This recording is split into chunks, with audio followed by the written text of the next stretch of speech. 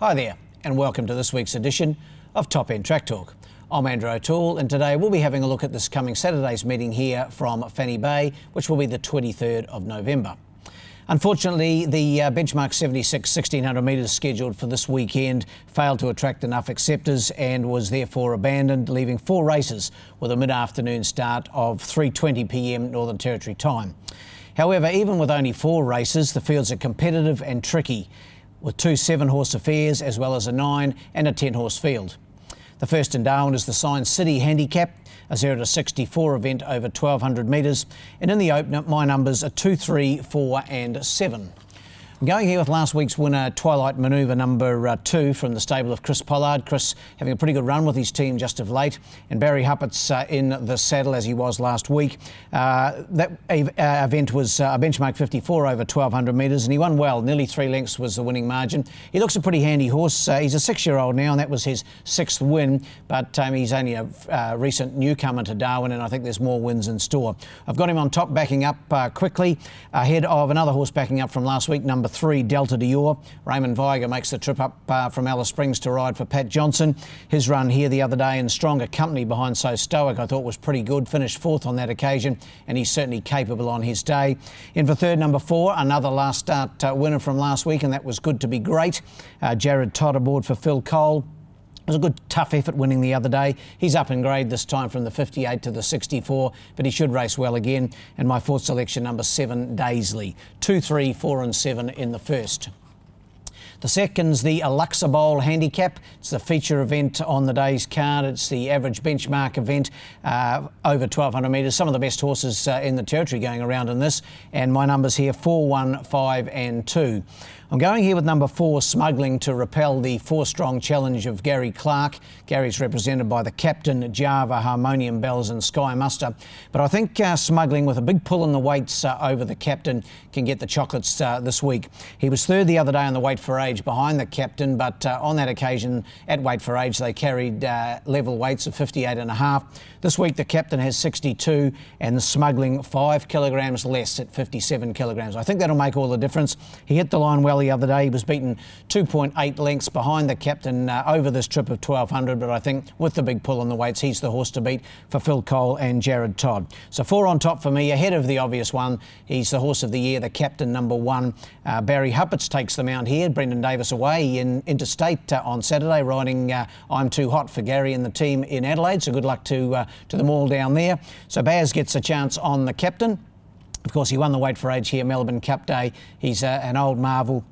He's not that old. He's only a 7-year-old. Seems like he's been around for a long time, but I think he'll race well again. That goes without saying. In for third, number 3, the stablemate Harmonium Bells. Paul Denton takes the mount on the mare. He won on her 2 starts back, and then Kimmy Gladwin won on her last time. She's racing really well. She was a winner on Melbourne Cup Day over 1300 metres. That's probably the only question mark for me, the drop back to the 1200.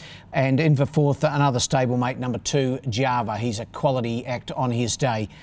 4, 1, 5 and 2 in the second.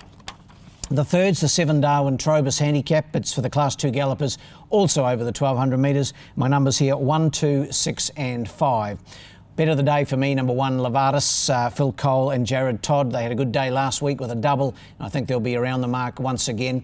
Levardis resumed the other day on Melbourne Cup Day from a spell. He finished 2nd behind Frilly Design. He was beaten fair and square on the day, but I think with that run under his belt and natural improvement, he's certainly the horse to beat. I've got him on top here, number 1. To beat number 2, Big Wan. He was a winner of a maiden last time out. That was the 26th of October. For Chris Pollard and Barry Hupperts. I like the way he got to the line. Maybe 1300 metres would suit better, but I still think over the 1200 metre trip he'll be in the mix. In for third, number 6, Mr. Boom Jangles. Really liked him last time, and he didn't let the side down. Finished 2nd behind Trebler. Beaten 3.3 lengths. Once again, 1300 metres I think would suit this horse better than 1200. But with Paul Shires in the saddle for Gary Lafoe Jr., he should be thereabouts. In my 4th selection, number 5, Extraction. 1, 2, 6 and 5. And in the last, it's the Bet365 Handicap. It's over the 1100 metres. So the first 3 races over 1200. This one over 1100. Numbers here, 2, 3, 5 and 1. Going here with the last start, Jason Manning, trained winner in World Force. Vanessa Arnott, as usual, takes them out. Just like the way this horse won over 1,000 metres last time out, the 1100 won't be a problem, I wouldn't think. It's won at the trip before from 6 starts. And last time out, beating No Alibi. And No Alibi, of course, has gone on and franked that form with a win since. So I think World Force has the form around it to win again. 2 on top for me. Ahead of number 3, Bon Air. Carl Spry trains. Matthew Palmer, the visiting Queensland riders, here again. Great to have a rider of Matthew's calibre in Darwin. And Bon Air knocking on the door without winning. Last start 4th behind No Alibi, but not beaten far and should be there or thereabouts.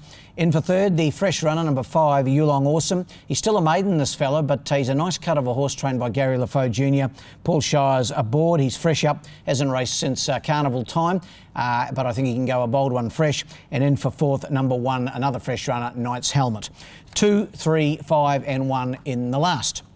The best bet of the day, as I mentioned, comes up in race 3, number 1, Lavardis. Race 3, number 1, Lavardis. I like this horse and I think he'll be winning on Saturday.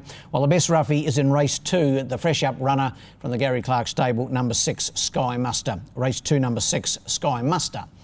The $50 Garrett's Horse and Hound voucher for our last meeting here in Darwin on the 16th of November goes the way of one of the hardest working jockeys in the territory, and that is Jared Todd. Toddy rode a double at the last meeting, courtesy of Warface and Good to Be Great, and has a busy couple of days ahead this weekend with 6 rides in Alice Springs on Friday and a full book of 4 rides here in Darwin on Saturday. Well done to Jared, who's not only a fine rider but also a dab hand on the whippersnipper and lawnmower, and no doubt he'll be making a beeline to see Batesy and the team at Garrett's Horse and Hound in Winnellie to collect that $50 voucher. In our next top-end track talk segment, trainers will be in line for the voucher, and that will apply to the meeting on the 26th of November. Rather, the 23rd of November. Getting ahead of myself, it's that close to Christmas. That wraps up this edition of Top End Track Talk, but we'll be back in a fortnight in advance of our next meeting, which is the 7th of December, one of 3 meetings in consecutive weeks in the last month of the year. But in the meantime, good luck and good punting.